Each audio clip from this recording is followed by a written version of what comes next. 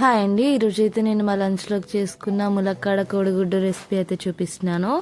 First అయితే ఒక pan పెట్టుకొని ఆయిల్ వేసుకొని ఆయిల్ హీట్ అయిన తర్వాతకి అందులోనే కొంచెం ఆనియన్ పచ్చిమిర్చి వేసుకొని ఆనియన్ కొంచెం మగ్గిన తర్వాతకి అందులోనే కొంచెం అల్లం పేస్ట్ వేసుకొని అది కూడా కొంచెం పచ్చివాసన పోయిన తర్వాతకి కొంచెం పసుపు యాడ్ చేసుకోవాలి.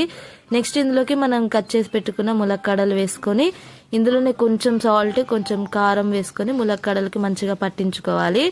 నెక్స్ట్ ఇందులోకి మనం మిక్సీ చేసి పెట్టుకున్న టమాటా ప్యూరీ అయితే యాడ్ చేసుకోవాలి.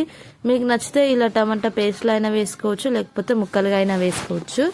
నేనైతే కొంచెం థిక్గా ఉంటుందని ఇలా ప్యూరీ లెక్క యాడ్ చేశాను. నెక్స్ట్ ఇందులోనే కొంచెం సాల్ట్ కొంచెం కారం కొంచెం ధనియాల పౌడర్ యాడ్ చేసుకోవాలి. ఫస్ట్ కొంచెం యాడ్ చేసాం కాబట్టి ఇప్పుడు సాల్ట్ కారం కొంచెం చూసి యాడ్ చేసుకోండి.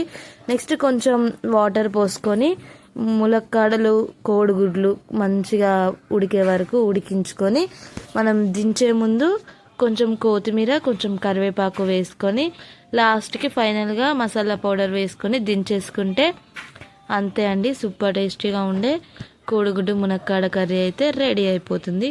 సూపర్ టేస్టీగా ఉంటుంది, చాలా బాగుంటుంది. తప్పకుండా ట్రై చేయండి. లైక్ చేయండి, షేర్ చేయండి, సబ్స్క్రైబ్ చేయండి. Thank you for watching.